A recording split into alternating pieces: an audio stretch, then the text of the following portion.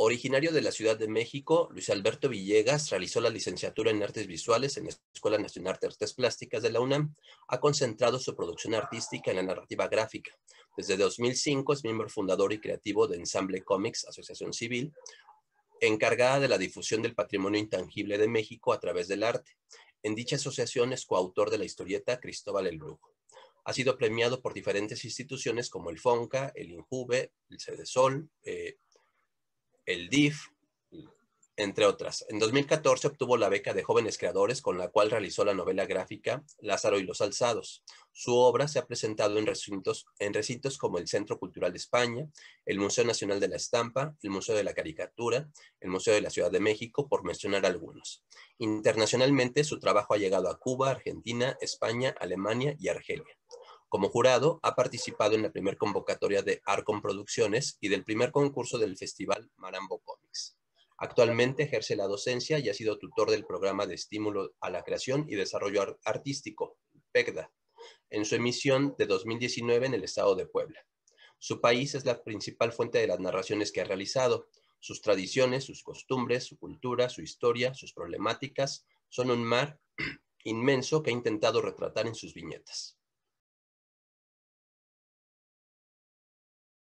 Bueno, pues yo creo que la narrativa gráfica abre las puertas a muchas cosas, en tanto que es un medio pues muy rico, ¿no? Por una parte tiene ese contenido literario y por la otra parte el contenido gráfico, ¿no? Entonces te acerca un montón de cosas y además los universos que se van construyendo dentro de la narrativa gráfica, pues te va acercando y te hace de manera accesible a conceptos como la ciencia, ¿no? Yo me acuerdo mucho que a mis 8 años yo ya sabía lo que era un clon, ¿no? Gracias al cómic del Hombre Araña, tenía ahí ciertos elementos científicos gracias a todo este imaginario que Stan Lee mezclaba con sus personajes y con la ciencia, ¿no? Pero no solo se quedaba en esta, pues sí, misión o visión de divulgar la ciencia, sino que incluso nos hablaba de conflictos sociales. Por ejemplo, los X-Men, pues es obviamente una metáfora del problema racial que existía en Estados Unidos en los 60, 70, ¿no?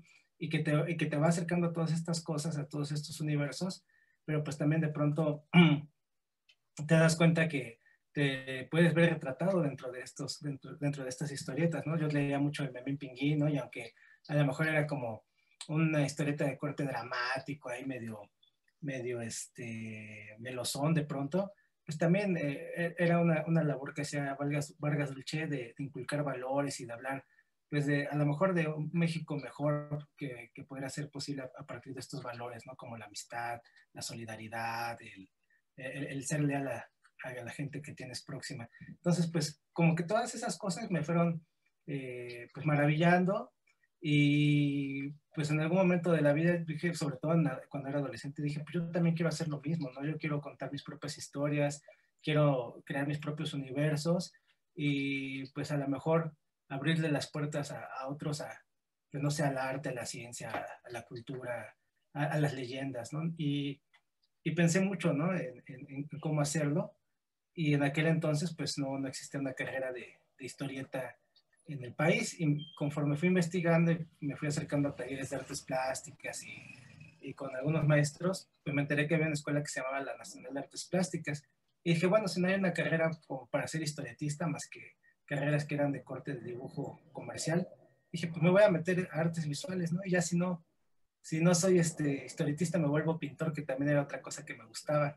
Y en el momento de elegir carrera, aparte de artes visuales, elegí literatura hispanoamericana y letras. Dije, la que me dé la UNAM, yo soy feliz con cualquiera de las dos porque ambas me van a servir para narrar lo que quiero. Y pues bueno, tuve la fortuna de que me dieron la primera opción que era artes visuales. Bueno, pues yo creo que te lo acabas de decir y lo dices muy bien. La narrativa gráfica es un arte popular, ¿no? Es un arte que no está elevado como una instalación o un performance que se quedan ahí dentro de un registro fotográfico, de una galería, y que el acceso a esa obra es de muy pocos, ¿no? En cambio, la historieta, pues, tiene un amplio periodo de vida, en tanto que la lees, se la prestas a tu hermano y tu hermano se la presta a alguien más y va como circulando, ¿no? Entonces, en ese sentido se vuelve como muy popular, ¿no? Incluso tanto como por el costo, ¿no? O sea, es más fácil adquirir una historieta que una pintura o que una fotografía o etcétera, ¿no? Tanto por el costo como por el acceso, ¿no?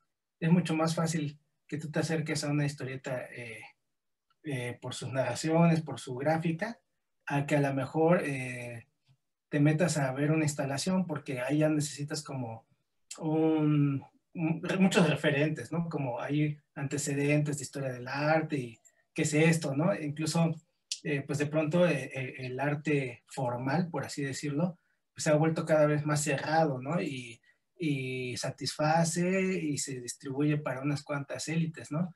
De clase media para arriba, ¿no?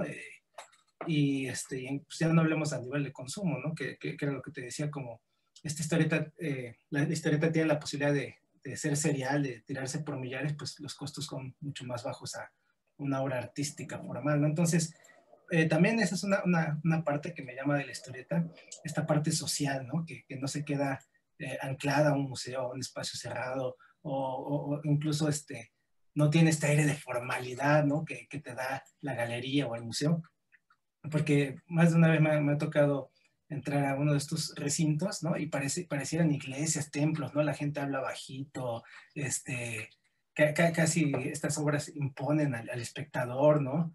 Se quedan callados, etcétera, ¿no? O sea, no sé, hay como un aire muy respetuoso, ¿no? Y en cambio la historieta pues puede ser pues de lo más contestataria, hilarante, ¿no? Entonces, eso me gusta también mucho de la historieta, ¿no? Y creo que es una ventaja, otra ventaja que como es un medio nuevo, pues siento que es un medio que todavía no se ha maleado, ¿no? Que todavía no han entrado como todas estas mafias o no se ha intelectualizado a tal punto que se vuelve incomprensible, ¿no?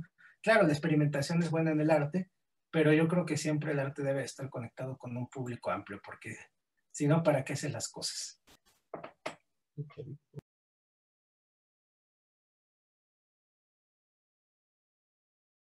Bueno, pues primero me gustaría compartirles una anécdota. Hace año y medio, 2 años, estaba en un metro esperando a un amigo y como ese amigo suele ser impuntual, me acerqué a un puestito de revistas que estaba ahí dentro del metro y entonces vi manga y me acordé cuando yo era joven, no se veía eso, ¿no? Veías el Pantera, veías el Memín Pinguín, retomando lo que dices, ¿no? Veías los sensacionales de vaqueros, de luchas, de traileros, es decir, a lo mejor era historieta de muy bajo calado o como muy básica, pero lo cierto es que en los 80s los kioscos estaban llenos de historieta mexicana, ¿no? Y sí, ahora pues realmente el manga se comió, ¿no? La industria se desvaneció. Y pues ¿cómo veo yo el medio en este momento? Yo honestamente soy muy optimista de lo que está sucediendo en el país por muchas razones. Porque yo he sido seguidor de la historieta mexicana desde los años 90. Me acuerdo cuando iba a la Conque, a la MESIF, cuando iba a estas ferias de historieta que se realizaban allá por el Metro Tasqueña, se me olvidó ahorita, creo que eran las TNTs, no me acuerdo, pero desde los 90 yo he sido público, ¿no? De todo este tipo de eventos, y me acuerdo mucho que yo me iba sobre los autores locales, ¿no? Llegaban por acá gente de Monterrey, misma gente del Distrito Federal, llegaba uno que otro de Guadalajara, y llegaban precisamente con sus fanzines o sus primeros intentos de publicación, ¿no? Incluso por ahí andaba gente como bueno, pues los del Taller del Perro, ¿no? Peláez, Clem, todos ellos, el Freak, y había gente como Ricardo Peláez, ¿no? Yo llegaba a comprarlo todo, lo que se dice todo, ¿no? Y había cosas muy buenas, muy malas, pero siento que la escena era muy chiquita, había una falta de autores, ¿no? Y estaban siempre como aislados ahí en un rincón del evento, ¿no? Solo en uno o dos eventos me acuerdo que eran como de las primeras mesas donde los encontrabas. Había pues ediciones muy austeras, ¿no? De blanco y negro, fotocopias, o sea, realmente muy austeras. Y de pronto, entre el 2000, 90 y tantos, 2000, 2005, como que había una escasez de autores muy, muy, muy cañona. O sea, muy poquitos andábamos por ahí produciendo historieta en México. Y actualmente no es así, ¿sabes? O sea, hay un boom de autores que se me hace muy interesante porque hay gente del Estado de México, de aquí mismo del Distrito Federal, de Monterrey, de Yucatán, o sea, como que se ha esparcido, ¿no? En Veracruz, y las propuestas son bien diversas, ¿no? Hay como una experimentación constante, ¿no? Desde el estético hasta el tipo de historias que se cuentan. Y en ese sentido, pues hay una producción sólida, ¿no? Tal vez no hay una industria como pensando en editoriales grandes o en canales de distribución fuertes, pero considero que sí hay una producción densa e importante, ¿no? O sea, sí hay muchos autores que están produciendo y tarde que temprano yo creo que estas carencias que llegamos a tener o estas problemáticas a las que nos enfrentamos en esta labor, pues se tienen que abatir, ¿no? Porque finalmente, si ha crecido el número de autores y de autoras, pues quiere decir que también hay un público creciente, y cuando hay un público, cuando se está formando un público o cuando ya se ha formado un público, pues invariablemente el mercado tiene que atender esa necesidad. Entonces, en ese sentido, yo creo que si seguimos con ese paso firme que vamos dando a los autores de producción, pues yo creo que tarde que temprano tiene que mejorar esto, ¿no? Y creo que ha ido mejorando porque también en eventos serios como la Feria del Libro de Guadalajara, pues ya hay un pasillo dedicado a la narrativa gráfica, ¿no? Donde no solo los autores nacionales, sino los internacionales asisten. Y pues también hay otros espacios como la Feria del Libro del Zócalo, que es uno de los espacios que más me gusta asistir. Y bueno, también hay eventos de especializados que han ido creciendo también, ¿no?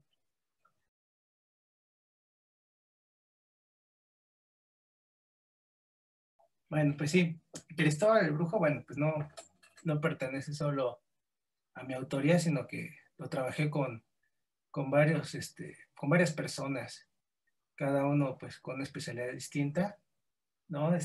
Éramos dos artistas visuales y dos personas que estudiaron comunicación y periodismo, todos de la UNAM, orgullosamente, por cierto. Y pues decidimos crear este personaje, Cristóbal el Brujo. Les voy a ir pasando algunas viñetitas para que lo conozcan.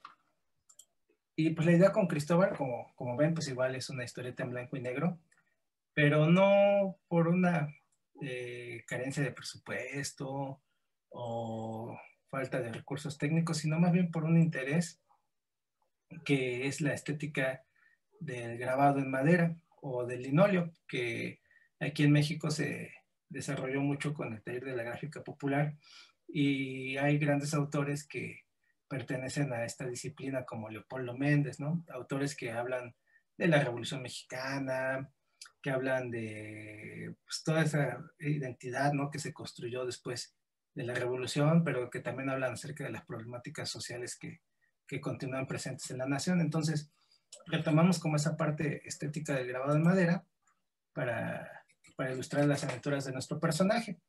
Y bueno, el personaje en sí, pues es un personaje, pues cábula, ¿no?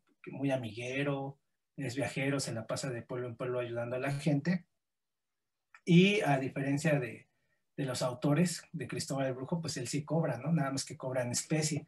Va cobrando un mezcalito, de pronto se cobra con unos quesos, con invitación a una comida, una cena. Pero lo más importante de Cristóbal es que tiene la habilidad de hacer amigos a donde quiera que va. Y esos amigos le van ayudando en el camino a resolver diferentes situaciones, ¿no? Por ejemplo, en este caso, la lámina de la derecha, Cristóbal viaja a Milpalta, aquí al sur de la capital, en búsqueda de un libro que es el Libro Negro. Ahí se dice en Milpalta que es un libro que esconde los secretos del nahualismo, ¿no? Y las transmutaciones que puede hacer un brujo para convertirse en animal, y ahí anda él en esa búsqueda. Y gracias a un amigo que tiene ahí, pues va a encontrar el libro. Y así las historias van pues en esta dinámica de retratar el México que todavía existe, el México rural, pero que también es un México lleno de riqueza. ¿Por qué? Porque ahí están pues insertados muchos de los elementos de nuestra identidad, ¿no? Desde las leyendas, costumbres, tradiciones y cosas que nos contaban los abuelos o que siguen contándose, ¿no? En los pueblos, la Llorona, el Charro Negro, los duendes, toda esta cosmogonía, que mucho de ello proviene de la beta indígena, ¿no? De nuestras raíces y otras tantas de lo colonial. Entonces, pues Cristóbal anda ahí de pueblo en pueblo ayudando a resolver estas situaciones y se va encontrando pues con toda esta imaginería, perdón, popular de criaturas fantásticas.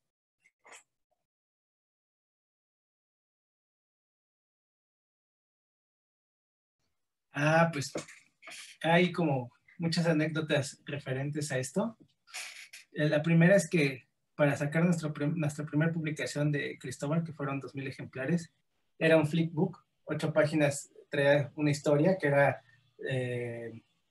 los nahuales de San Antonio Tomatlán, y la otra era el expediente de Tacho Meléndez. Entonces la volteabas y ya tenías otra historieta de 8 páginas, ¿no? Lo que hicimos era, íbamos a trabajar ahí por la Agrícola Oriental, estábamos ahí dibujando, escribiendo, y de pronto dijimos, bueno, ¿y cómo le vamos a hacer para sacar nuestro trabajo? Pues bien fácil, una botella de Coca-Cola le vamos a ir echando monedas de 10 pesos, y ahí le íbamos echando monedas para ahorrar.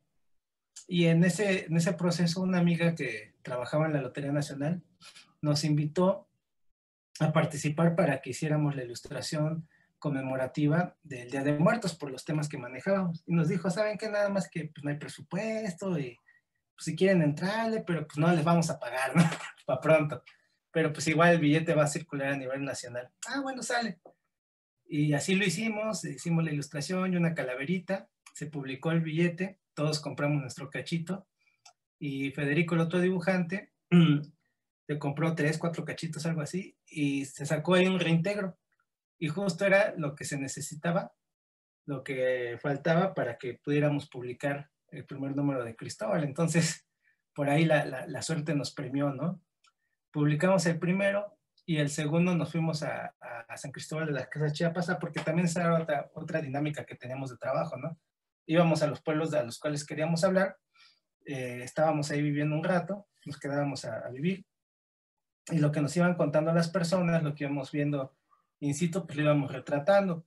Nosotros llevábamos ya como una idea previa de lo que queríamos trabajar, pero lo contrastábamos ya ahí con el sitio, ¿no? Con lo que íbamos escuchando, lo que la gente nos iba aportando. Al principio pues no había un método, pero ya luego nos dimos cuenta que el mejor método era acercarse a los cronistas de la zona y a los maestros y a las personas de la tercera edad, y ellos ya te van como abriendo las puertas, ¿no? Porque si llegas así como investigar en campo, no más porque sí, pues sí es difícil que se te abra toda esta información, ¿no?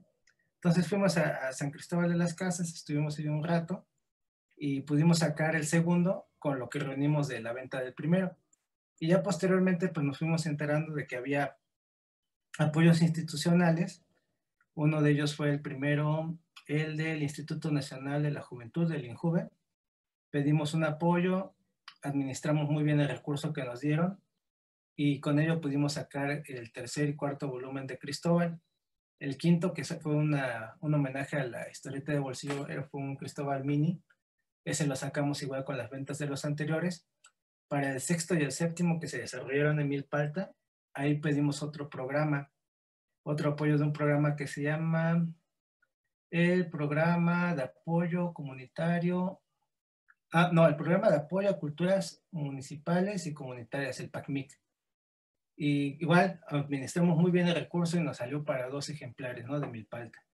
Luego hicimos uno de Xochimilco, volvimos a pedir el PACMIC y así fuimos como entre costeando la publicación, pero también los gastos que ello implicaba, porque pues era viajar, era estar ahí viviendo un tiempo, investigando, etcétera. Y ya después de algunos años tuvimos la fortuna de viajar a Cuba a un encuentro de historietas, y con el apoyo que nos dieron pudimos sacar una edición de 1000 ejemplares especial para regalarla allá en Cuba, en el evento, pero también para dejar aquí algunos ejemplares en México en bibliotecas de la ciudad. Y Y así fuimos sorteando como diferentes apoyos hasta que decidimos hacer una antología con 10 años de nuestro trabajo, y en ese caso ya nos apoyó el FONCA a partir de un programa que se llama Coinversiones, donde la idea es que tú pones una parte para un proyecto y el FONCA te pone la otra parte, y de esta forma se realiza el proyecto cultural, y con eso sacamos nuestro libro de 300 páginas, 1000 ejemplares, por allá del 2005, si no mal recuerdo. Que debe ser el que está en el Centro Cultural de España, ¿no? Exacto, ese es el que sacamos. Y por cierto, por ahí, dentro de algunos meses, no sé todavía cuánto más tarde, logramos también hacer introducir este libro de las aventuras de Cristóbal el Brujo a las bibliotecas de la Ciudad de México. Entonces van a llegar 1000 ejemplares a las bibliotecas aquí de la ciudad. Okay. Entonces, el libro que está en el Cultural de España ya viene siendo como un compendio de 10 años de trabajo. Así es. Órale, ok. Así es. Okay, pues es bastante chamba, ¿no? Sí. Es bastante chamba porque yo que recuerde, o sea, hay una parte que es como el grueso, lo que viene siendo la historieta, pero también hay una parte, una segunda parte donde ya viene como todas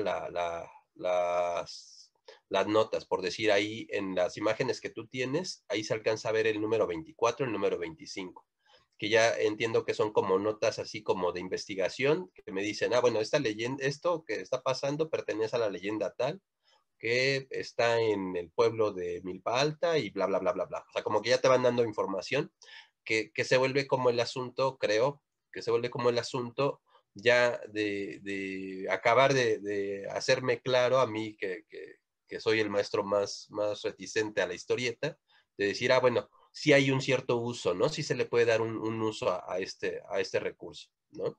Órale.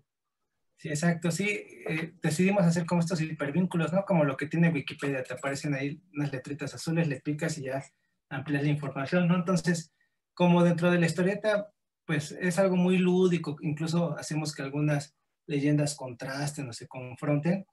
No queríamos dejar de lado como esa parte de la investigación que realizamos, porque pues ahí está pues mucho de la riqueza de nuestro país.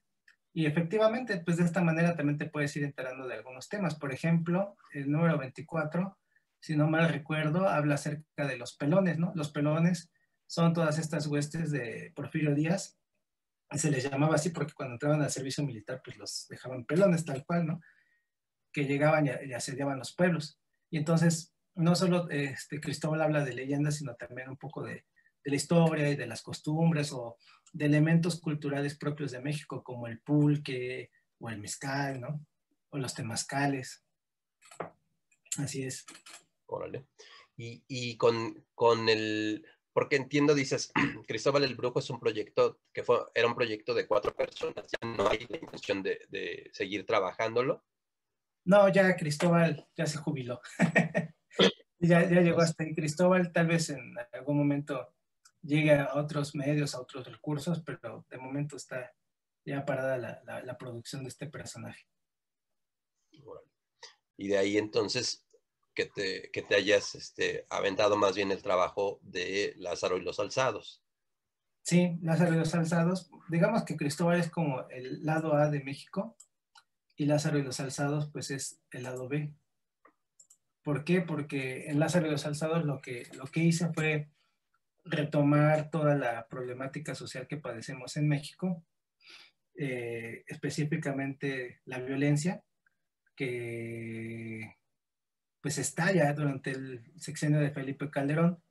Entonces la idea es como intentar entender qué nos llevó a tener el país que estamos padeciendo actualmente. Pero dentro de esta idea, pues era como ir buscando los orígenes de qué pasó, qué nos sucedió. Entonces empezó como a hacer una revisión y digo, bueno, pues cuál es el gran momento donde está la violencia en el país en el siglo XX, pues la Revolución Mexicana. Y posterior a ello, pues se nos vendió mucho la idea de que México era un país tranquilo, próspero, un país pacífico, en paz. Pero realmente no, siempre estuvo aconteciendo una guerra de baja intensidad, ¿no? Por ejemplo, tenemos eventos como el de México 68, o el 71, ¿no? Cosas que se han ido repitiendo, sectores a los que se han ido atacando muy focalizadamente, el de los estudiantes, el de los maestros, los campesinos, los obreros, los periodistas, y bueno, y recientemente los ambientalistas, ¿no? Entonces, esa idea de México tranquilo, pacífico, pues realmente no, solo que había una guerra de baja intensidad que los medios ocultaban, pero que estaba ahí como muy presente y que desgraciadamente, como te decía hace un momento, pues se ha ido repitiendo. Por ejemplo, el 68, pues fue un parteaguas en la historia, fue la primera gran ruptura del PRI con el pueblo mexicano, pero todo el mundo decía a los 3 años, ¿no? Cuando se vuelven a realizar manifestaciones estudiantiles, esto no va a volver a pasar y ocurre el halconazo, ¿no? Con Luis Echeverría. De hecho, por ahí hay muchos historiadores que dicen que lo del 68 también buena parte tuvo que ver Echeverría en que sucedieran esos eventos. Y después del 68 y 71, pues pensábamos también inocentemente, ya no va a pasar, ya fueron dos monstruosidades, dos atrocidades terribles, ya no va a pasar algo así, y ocurre lo de Ayotzinapa, ¿no? Entonces, en Lázaro y los Alzados, pues hago como este intento de armar el rompecabezas de la violencia y buscar su origen.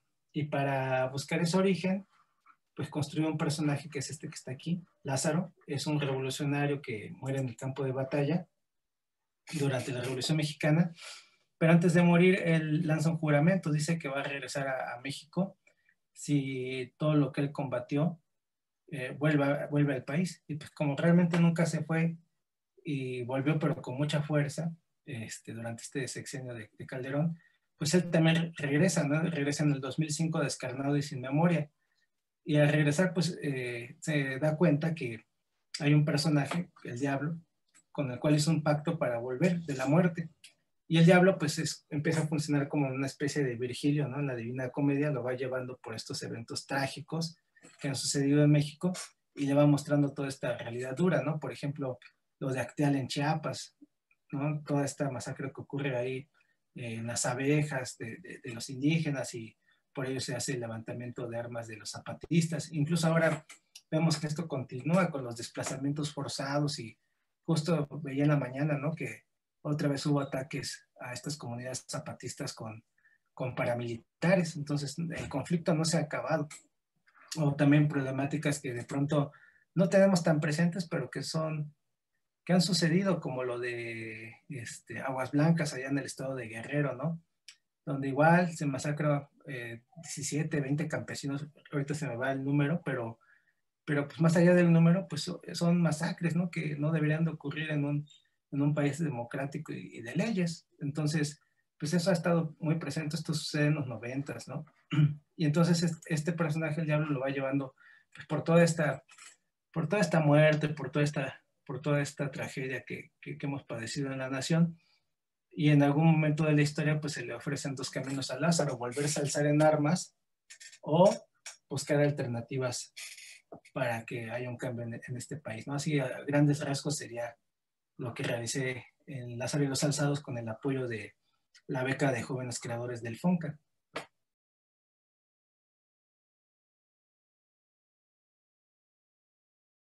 Pues eso es como una pregunta que me lleva a muchos recuerdos y a muchas reflexiones, ¿no? En primera instancia, porque yo soy o fui un ente muy apolítico. Yo decía, no, todo lo que es política, todo lo que es historia, no, no quiero, no me interesa, no.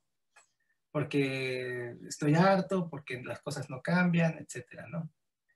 Pero llegó un punto que yo sí identifiqué que el país ya estaba como muy rebasado, ¿no? Que sí se tenía que hacer algo y que era responsabilidad de todos que pues hiciéramos algo, que no sé, y en esa impotencia, en esa sensación de desesperanza, empecé a ir a las marchas que se organizaban en contra de Peña Nieto, ¿no? Y en contra de muchas de las cosas y perjurios que le hizo al país. Y entonces salía, iba, gritaba, hacía consignas, me reunía con amigos en estas marchas, pero como en algo catártico. Y había ahí como el gusanito de que había que hacer algo más. Y dije, pues claro, yo tengo pues como estas herramientas, ¿no? De la narrativa, pues tengo que hacer algo con ello. Y pues como toda esa indignación, toda esa tristeza, todo ese coraje, lo empezaba a vaciar en esta obra. Y creo que, que el arte pues puede tener esa función, ¿no? De representarnos el mundo, de reencontrarnos y de ofrecernos alternativas a la realidad, ¿no? Y en muchos momentos históricos, pues el arte ha tomado esa función, ¿no? Se me ocurre pensar en el expresionismo alemán, que ofrece alternativas a los horrores de la guerra de Europa, ¿no? Y que retrata y denuncia todo lo que está pasando en aquellos países, en aquellas sociedades, todas las atrocidades que están ahí presentes. Entonces, pues yo creo que el arte tiene esa posibilidad de funcionar como un espejo, espejearnos y reconocer nuestras heridas, ¿no? Y una vez que reconocemos nuestras heridas, pues creo que podemos ser capaces primero de aceptarlas y luego de comenzar a sanarlas. No digo que yo con mi trabajo esté haciendo todo esto, pero pues sí es como un intento, ¿no? Al menos como, pues si tú quieres mucho desde la víscera, pero sí un intento a contribuir a que eso suceda, ¿no? Porque no un cómic no lo va a hacer, pero yo creo que un conjunto de personas que desean sanar una sociedad pueden lograrlo, ¿no? Entonces, si nos sumamos narradores gráficos, periodistas, historiadores, artistas de todas las disciplinas, maestros, ¿no? Si todos juntos vamos como en ese barco y queremos mirar el rumbo hacia el cual vamos, pues yo sí creo que puede generarse un cambio, ¿no? Entonces, pues en primera instancia, pues es como sí algo muy catártico, pero también con esa esperanza de que se puede realizar un cambio, ¿no? Y me tomé, pues esto muy en serio, tan es así que me llevé 4 años en hacer este cómic.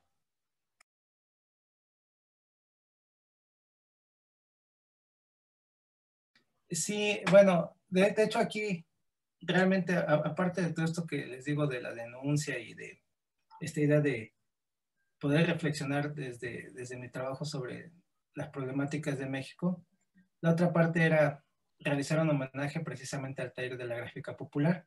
Entonces me metí a estudiar a todos estos autores que son maravillosos y que si no los conocen y no han tenido oportunidad de ver su obra, les recomiendo buscar el taller de la gráfica popular. Se van a encontrar pues, con obras honestamente fantásticas, ¿no? Que han tenido tanta fuerza, que han tenido tal calidad, que incluso los grabadores llegaron a influenciar a los muralistas, ¿no? Maestros como Alberto Beltrán, como el mismo Leopoldo Méndez, Mariana Jampolsky, ¿no? Van denunciando también los horrores que a ellos les toca ver, ¿no? Entonces, pues me meto a estudiar todo esto y pues mi conclusión es, no, si lo hago en grabado jamás voy a terminar con esto. De hecho, pues yo lo que hice fue trazar de manera análoga mis láminas en un formato de 4 cartas. Ah, mira, hubiera preparado unas para enseñárselas. Bueno, en otra ocasión será. Entonces, tracé como en 4 cartas mis láminas, las digitalicé con fotografías y ya en Photoshop fui emulando el trazo de la gubia, ¿no? Entonces utilicé el mismo principio. Tenía mi dibujo, le ponía encima un layer negro y ya iba raspando ese layer como si se tratara de la placa para ir rescatando el dibujo que está abajo y ya iba dando los claroscuros, todas las tonalidades, ¿no? Pero sí fue aunque es digital, la solución final o los acabados, sí fue una cosa como muy artesanal, ¿sabes? Porque sí era como estar así, cada tracito, ¿no? Y digo, en algún momento sentía que no acababa y yo le decía a mi esposa, ¿sabes qué? Ya que salga así, sin la investigación que realicé para esto, y ella me dijo, no, ¿cómo que va a salir sin la investigación? Si ya lo hiciste, vamos a organizar esa investigación. Yo le decía, pues es que yo soy un desastre, honestamente, como que organizar y sistematizar todo eso que tengo, no voy a poder hacerlo.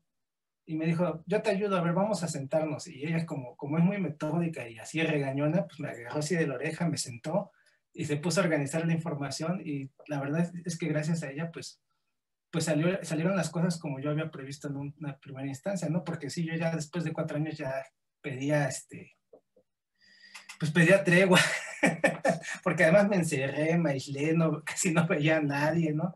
Yo ya estaba en confinamiento desde antes que esto se inventara, ¿no? Con el Lázaro. Pero gracias a ella sí salió todo como tenía previsto y como quería, ¿no? Y a la distancia pues le agradezco esa parte, ¿no? Porque ahí viene toda esa parte del hilo histórico, ¿no? Construimos una sección que se llama Memorial, donde vienen esos personajes y esos eventos que toca la obra.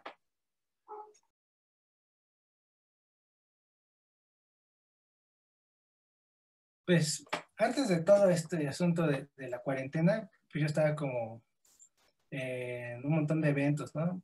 Estuve acudiendo a la FIL del Zócalo, iba a la Conque, estaba en ferias y eventos que iban surgiendo, ¿no? Por ejemplo, había unos muy padres que, bueno, a mí me gustaban mucho, que empezó a organizar Smash, este editorial de Televisa, donde pues hacían como su eh, venta de garage, ¿no? Como ya de sus títulos que no habían salido en su momento. Y nos invitaban a algunos autores a participar y entonces estaban ahí vendiéndose los cómics de Marvel, de DC, pero también este cómic nacional.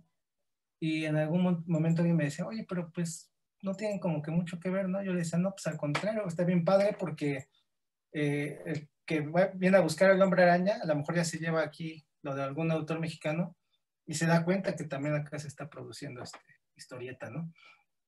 Y se va formando también este público. Entonces estaba ahí, estaba como en algunos otros puntos de venta. Actualmente pues, está un poco difícil por todo este asunto, ¿no? No todos los eventos han virtualizado, se han vuelto virtuales.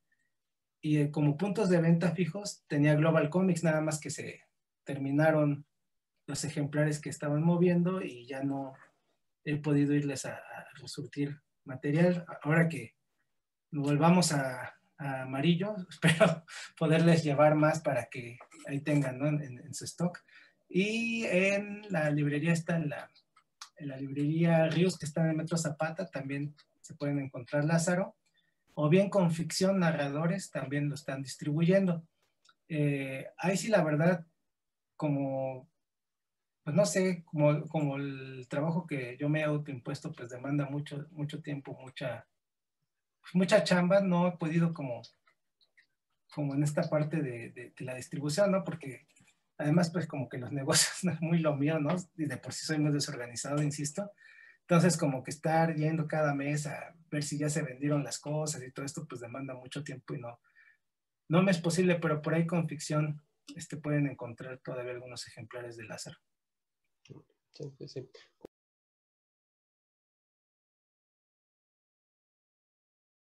Ah, bueno, por aquí, déjame ver si lo incluí. Ah, no los incluí en mi presentación. Bueno, les platico que durante el confinamiento, ese lo pueden encontrar en Instagram, está libre, está liberado totalmente. Estuve realizando una cosa que me surgió como muy dentro, más poética, porque pues también me gusta esta parte como de la poesía, lo metafórico me gusta mucho, que se llama Baladas Tristes para el Fin del Mundo. Entonces, Baladas Tristes para el Fin del Mundo es un compendio de personajes que te van narrando como diferentes visiones del fin del mundo desde sus perspectivas, ¿no? O incluso algunas ya ocurren, ¿no? Por ejemplo, por ahí, durante el confinamiento, escuché una historia muy triste que sucedió aquí en la delegación Gustavo Madero. Yo soy de la GAM, vivo acá por el Bosque de Aragón, y toda mi vida he vivido en la Gustavo Madero. Antes vivía ahí por el Poli de Zacatenco. Escuché en las noticias que una chica de 20 y tantos años la habían violado y matado muy cerca de la villa, a plena luz del día, y eso me impactó.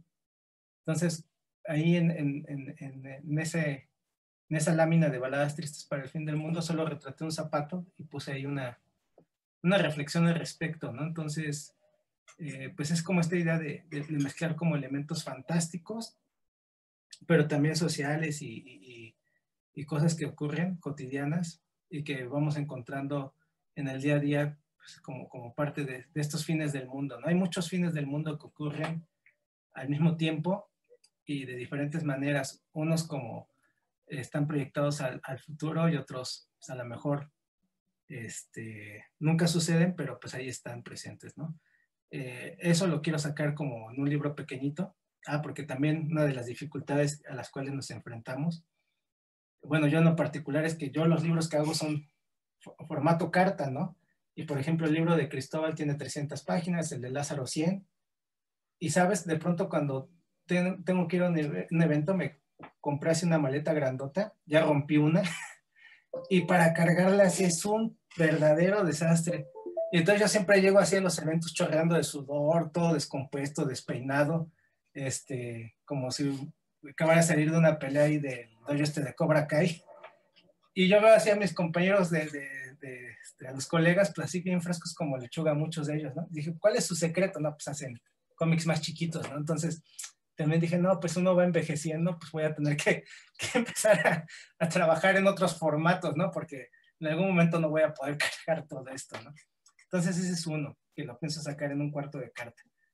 El otro es uno que se llama El Cartonero del Diablo, que habla acerca de un pueblo que, que se fundó muy cerca de México Tenochtitlan, a raíz de que hubo una separación entre las tribus que fundan México Tenochtitlan. Unos decidían continuar hasta buscar el famoso emblema de el águila devorando a la serpiente, y otros dicen, no, pues realmente eso es una metáfora, encontramos este bosque, aquí está chido, aquí vamos a quedarnos a vivir. Y entonces se dividen y ese pueblo queda como mucho tiempo oculto, es un pueblo imaginario que se llama Los Quetzales. Y pues al otro pueblo pues le va muy mal porque llegan los españoles, los conquistan, etcétera. Y el otro pueblo que permanece oculto durante décadas, pues es como muy feliz y solo se dedican como a contemplar durante muchos años, hasta que en alguna ocasión lo encuentran los militares, este pueblo, y se dan cuenta de las riquezas naturales que tienen, llegan las mineras, lo empiezan a explotar, y pues empieza a meter también ahí el narco. Y en medio de todo de toda esta historia, de todo este contexto, hay un niño que perdió a sus padres y su tía se encarga de él. Cualquier referencia a Peter Parker, pues es mera coincidencia, ¿no? Se encarga de él la tía y se va dando cuenta conforme avanza la historia que él pertenece a un legado de brujos y nahuales. Y por ahí hay un señor en el pueblo, que es don Ezequiel, al cual la tía no tolera, no quiere que se acerque este chavito a él, pero son amigos, ¿no? Y el viejito pues resulta que es un nahual, que le va enseñando como toda esta cosmogonía, toda esta visión. Y pues él se va enterando poco a poco de la historia de este pueblo, y en algún momento de un punto de la historia la tía también desaparece, y para no hacerles el cuento largo, pues él va como tras esa búsqueda de venganza, ¿no? Contra los diablos, que así se les llama a los narcos de esta zona, narcos imaginarios, ¿no? Y pues la idea de esta historieta pues es hacer un poco un homenaje pues de todas estas personas que son los ambientalistas, los guardianes de los bosques, que si no fuera por lo que hacen, pues la verdad, pues a lo mejor la vida humana ya estaría condenada desde hace mucho, y que desgraciadamente pues no siempre volteamos a ver a los ambientalistas, ¿no? Y hoy por hoy pues están siendo pues brutalmente asesinados, los meten a la cárcel, muchos de ellos son indígenas, ¿no? Y hacen una labor que yo creo que es heroica y digna de admirarse. Entonces, pues es un poco como un homenaje para todos ellos, ¿no?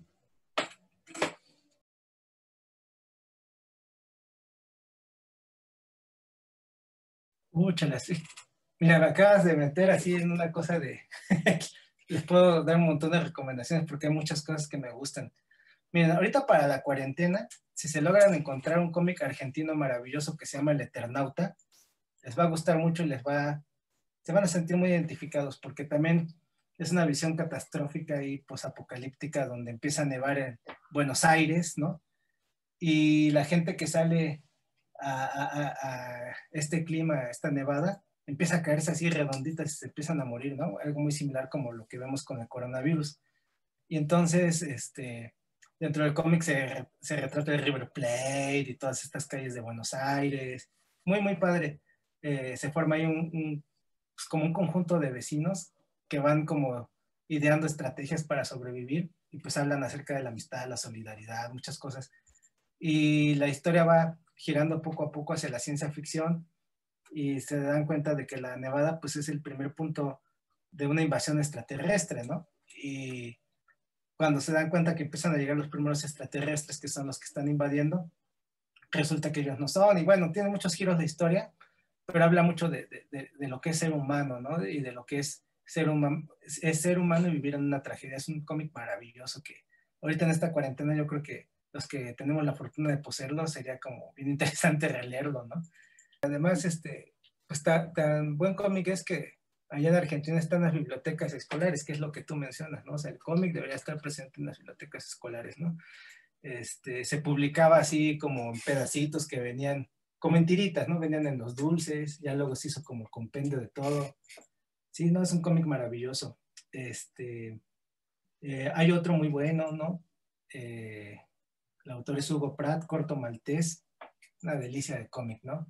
Es un marinero aventurero que está ahí viviendo como entre la Primera y Segunda Guerra Mundial, que se rige bajo su propia ética y su propia moral, pero muy bonito, es como una cosa entre Stevenson, entre Kipling, bueno, es muy literario ese cómic. A lo mejor si lo ven dicen, ay, qué dibujos tan feos, ¿no? Pero conforme lo vas paladeando, perdón, le vas encontrando ese saborcito muy, muy, muy sabroso, ¿no?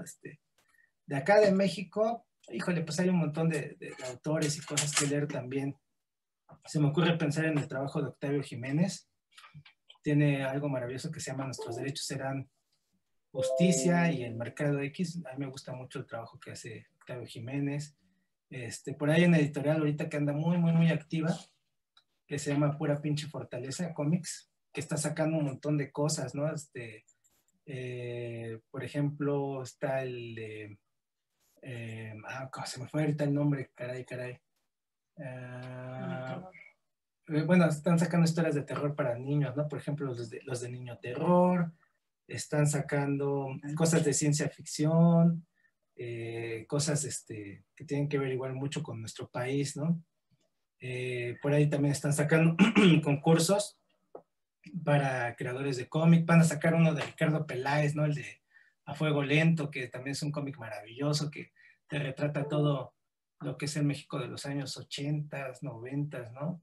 Como toda esa urbanidad de la Ciudad de México. El de Madre Santa de Eric Puraño Muciño el Freak, ¿no? Que también es como esa parte urbana y toda esta parte del culto a la madre que tenemos. Muy, muy, muy buen cómic, como estos crímenes de pronto que aparecen en los diarios, en las primeras planas y que ya no nos sorprendemos, pero como que es el detrás de lo que ocurre en estas cosas, ¿no? Híjole, pues lo de Jonathan Rosas también tiene cosas muy buenas. Está los de Flor Guga, que también por ahí tiene cómic alternativo muy, muy, muy interesante que hace. Lo de Milo Sketch me gusta mucho como narrador gráfico porque juega mucho con los elementos de la historieta, ¿no? De pronto en teatro hay un concepto muy padre que es de romper la cuarta pared, ¿no? Pues no sé si el correspondiente de lo que hace Milo Sketch sería como romper la cuarta viñeta, ¿no? Porque juega mucho con la idea de la viñeta, las calles, los globos, y va articulando cada página como de una manera bien, bien, bien, bien bonita, ¿no? Muy lúdica. Pues hay muchas cosas, pues ahorita sí que me acuerdo eso, lo de Tony Sandoval, pues también es como los que les gusta pues, lo poético, la poesía, pues está también padre, lo de Tony Sandoval. Augusto Mora, que también acaba de sacar un cómic de fantasmas, ¿no? Que se llama Fantasmas en la ciudad o de mi ciudad, algo así, que no lo he leído, pero se ve que tiene ahí como una cosa de experimentación muy padre, ¿no? Unas acuarelas muy bonitas que por ahí he ido subiendo al Instagram y al Facebook. Muy, muy, muy padre. Híjole, pues en fin, hay una constelación de autoras y de autores que ahorita se me van muchos, pero sí, sí hay mucho que leerse y que verse acá en México. Sí, sí, sí. Sí.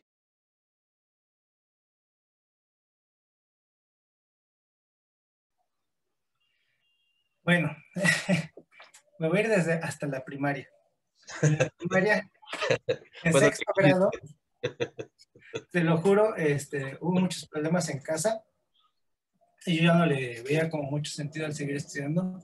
Bueno, más que el sentido, no veía como por dónde, pero me acuerdo mucho que fue un amigo muy querido en aquel entonces, se llama Gerardo, fue a mi casa, me fue a dar unos buenos cocos y me dijo, ¿cómo que no vas a seguir estudiando? No seas tonto.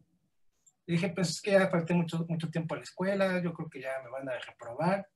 Pues la verdad ya no creo que pueda rescatar el año. Me dicen, no, pues tienes que hablar con los maestros y seguro te ayudan. Y a los escasos 10 años tuvo esa lucidez de ir a ayudarme, ¿no? Luego en la secundaria, otra vez en segundo grado, hubo como muchos problemas en casa. Ahí como que todavía era, bueno, en casa era como un desorden. Y lo mismo, ¿no? Empecé a faltar a la escuela y pues no empecé como a tener problemas con matemáticas, ¿no? Que yo creo que es el coco de muchos mexicanos. Teníamos en primer grado una maestra que tenía un apodo muy feo, no se los digo por respeto a la maestra, pero no nos enseñaba muy bien. Y para segundo grado nos tocó un maestro de ascendencia japonesa que les iba a decir que me reprobó, pero no es cierto, yo reprobé porque no cumplí, ¿no? O sea, no cumplí, no hice las cosas bien y porque además pues venía arrastrando toda esa cosa de la maestra anterior. Entonces dije, no, pues no le entiendo nada, ya valí. Y mis hermanos mayores, tengo la fortuna de contar con dos hermanos mayores que son como buenos en matemáticas. Uno de ellos me dijo, a ver, te vas a poner a estudiar todas las noches conmigo. Y si me empezaba como a quedar dormido, llegaba y me daba mis bofetadas, literalmente, ¿no? Me sacudía o no me dejaba que me acostara. Y logré pasar la materia. Y también ahí algunos amigos fueron a verme así de, pues, ¿qué está pasando, no? En el CCH igual, ¿no? Yo estuve en el Colegio de Ciencias y Humanidades y se volvieron a presentar muchos problemas. Y ahí no pensé en abandonar, pero sí me costó mucho trabajo. Y en la Nacional de Artes Plásticas yo creo que ahí sí fue el punto de quiebre, ¿no? Porque el primer día que llegué a la escuela, me acuerdo que la primera clase fue dibujo, y entonces era dibujo con modelo. Nos pusieron ahí una escultura como muy clásica y unas telas y cosas, y a ver, dibújenlo, ¿no? Y yo ya había tomado unas clases en el CCH de diseño y comunicación visual con un maestro buenísimo, Jorge Armando Albarrán, nunca se me va a olvidar su nombre, que me enseñó muchas cosas. Y yo llegué muy seguro, no, pues sí, ya el maestro Jorge Armando ya me enseñó. Y me concentré en hacer lo mío, ¿no? Nunca se me ocurrió voltear a ver lo que estaban haciendo mis compañeros. Ya terminé, nos dieron una hora, lo comparé con lo que tenía enfrente y dije, no, pues sí, me quedé más o menos. Y volteo, y de este lado tenía Miguel Ángel y de este otro lado tenía Leonardo da Vinci, ¿no? O sea, tenía unos compañeros con un nivel de dibujo que en ese momento dije, ¿qué estoy haciendo aquí? No, me equivoqué de carrera, ¿no? Y dudé, pero afortunadamente soy necio y decidí continuar estudiando. Y al final, pues, todos esos puntos de quiebre y la gente que me ayudó, pues les agradezco mucho, ¿no?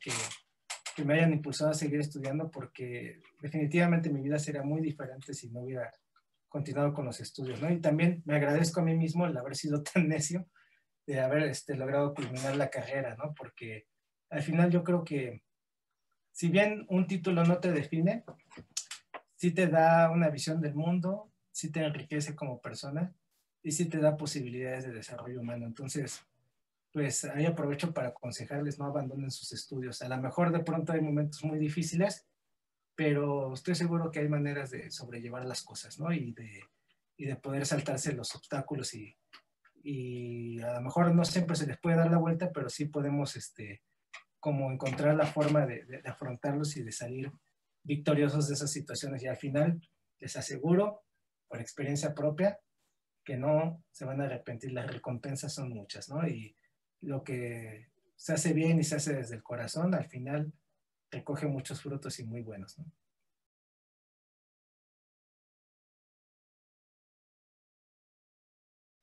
Yo respeto mucho a la gente que es autodidacta, pero yo creo que la escuela te brinda estructura, te brinda herramientas, te brinda contenidos eh, y también te brinda la posibilidad de aprender no solo de tus maestros, sino de tus compañeros, ¿no? Y es una forma de enriquecer la experiencia humana. Finalmente, pues todo esto se funda desde la Academia de Platón, ¿no? Y la idea es como en la Academia de Platón sí todos aprenden desde el maestro, pero pues también los alumnos van interactuando con el maestro y a partir de ahí nacen como nuevas reflexiones, ¿no?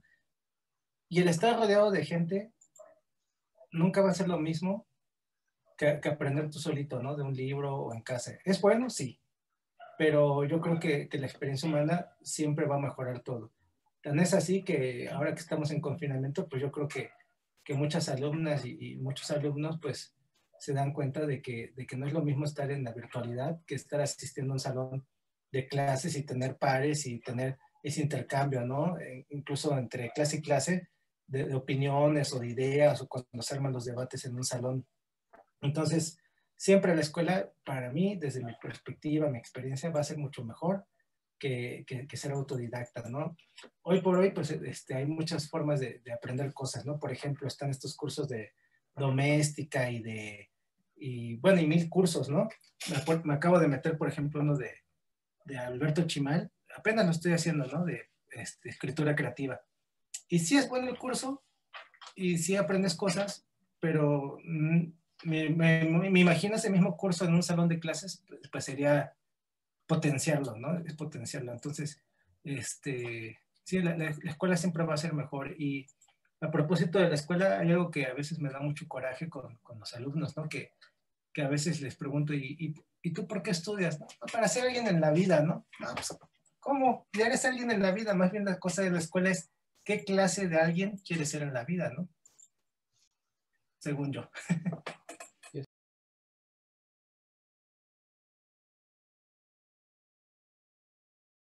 Yo creo que sí se valora, no de manera más masiva, pero sí se valora porque si no hubiera un valor en ello, pues yo creo que ya todos hubiéramos tirado la toalla, ¿no? Si no encontráramos público, si no encontráramos un oído atento a lo que decimos y hacemos, ya hubiéramos tirado la toalla desde hace mucho, ¿no? El problema es que sí, no se valora como de forma colectiva, tal vez, ¿no? Les platico rápidamente una anécdota. Cuando estaba trabajando lo de Lázaro y los Alzados, eh, les decía yo que tuve una beca que se llamaba Jóvenes Creadores del FONCA. Hace 5 años la tuve. En aquel entonces todavía el Estado me consideraba joven, ahora ya no. Entonces, mi tutor fue Edgar Clement, uno de los narradores claves para el país, ¿no? Que muchos consideran como pilar. Y él y Francisco Hagenbeck, que era otro de los tutores, me decían, ¿sabes qué? ¿Qué piensas hacer con esto que estás realizando? No, pues ¿cómo que qué piensas hacer? Pues publicarlo, ¿no? ¿Pero en dónde? Pues aquí en México.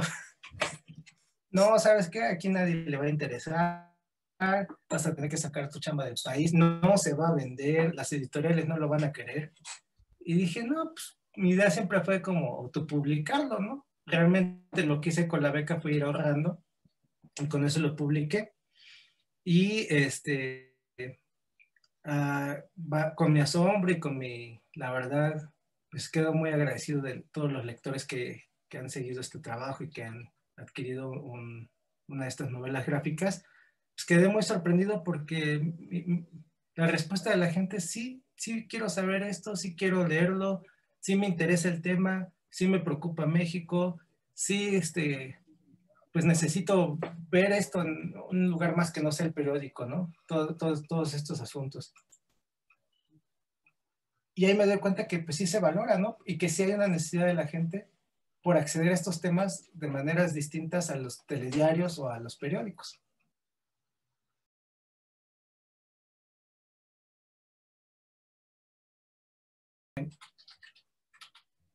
Pues como poniéndolo así en perspectiva, pues me costó trabajo, pero cualquier cosa te va a costar trabajo, ¿no? Ser taxista, ser cajero del Oxxo, tener una casa, o sea, cualquier cosa te va a costar trabajo. Pero aquí, y en alguna ocasión platicando con mi esposa, salía como eso, le decía en alguna ocasión a ella, no pienses en la meta, piensa en el proceso. Y si tú piensas en el proceso más que en la meta, o sea, obviamente no hay que perder de rumbo las cosas, ¿no? Y disfrutas el proceso, en algún momento llegas, ¿no? Y yo creo que pues siempre ha sido mucho como de procesos, ¿no? Aunque en Lázaro ya después del cuarto año ya quería tirar la toalla, me dolió mucho el proceso porque fue enfrentarme como a mucha información y muchas cosas terribles, pero también disfruté el hacerlo, ¿sabes? O sea, como que esta cosa muy orgánica de ir trazando y de ir investigando fue muy disfrutable. Y las cosas, tarde que temprano, llegan, ¿no? Pero debes de concentrarte en el proceso, porque si nada más estás pensando en la meta, sí va a ser un calvario, ¿no? Yo quiero ser el mejor youtuber de México y tener 7,000 seguidores, y pues te vas enfrentando a que en el día de día te ganas un seguidor, no, pues vas a acabar tirando la toalla, ¿no? Más bien, céntrate en lo que estás haciendo y disfrútalo, ¿no? Yo creo que es eso. Si estás haciendo algo es porque lo quieres, porque lo amas, porque te apasiona, porque lo disfrutas, y las demás cosas tienen que ir llegando, ¿no?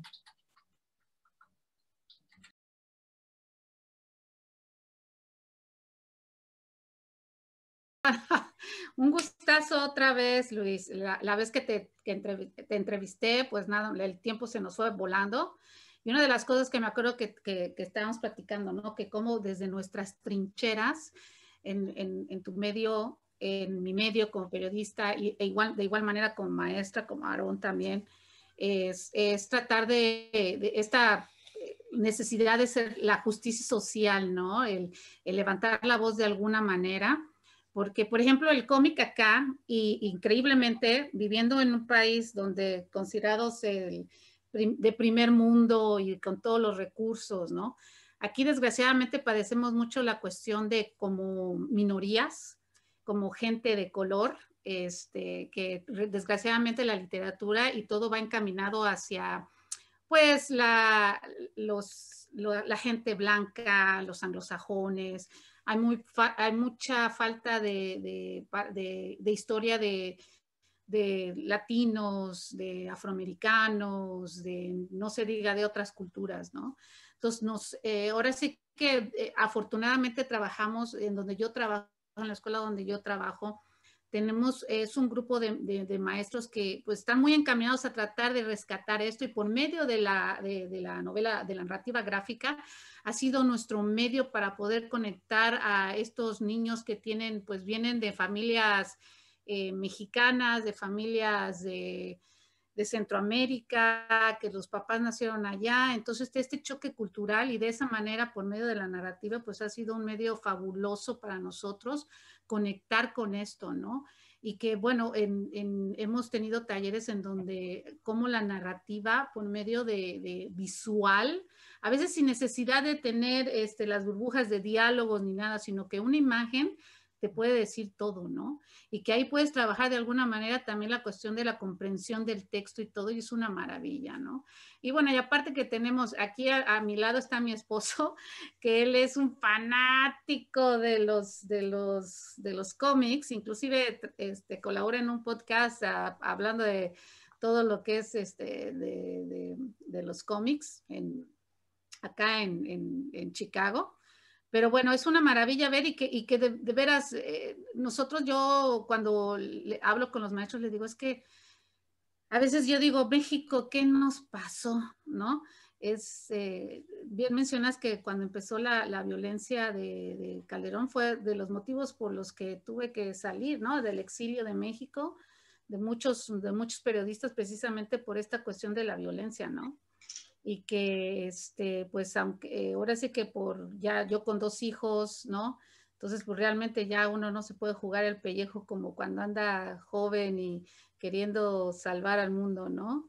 Entonces, pues, la verdad es un privilegio haberte podido conocer, entrevistarte y ver, ahora sí ya tu trabajo, lo poco que yo alcancé a ver la entrevista, pero esto es fascinante, ¿eh? De veras una gran felicitación.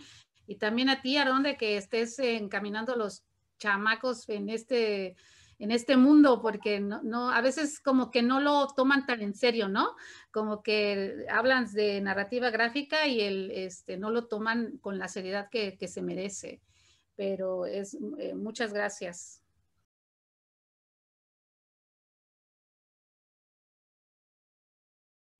No, pues ya nada más, pues agradecerles a todos su sábado por la noche, su atención, ¿no? Espero, haber sembrado algunas inquietudes. Si luego quieren platicar más extensamente conmigo o ver un poco más de lo que hago, pues ahí están mis contactos.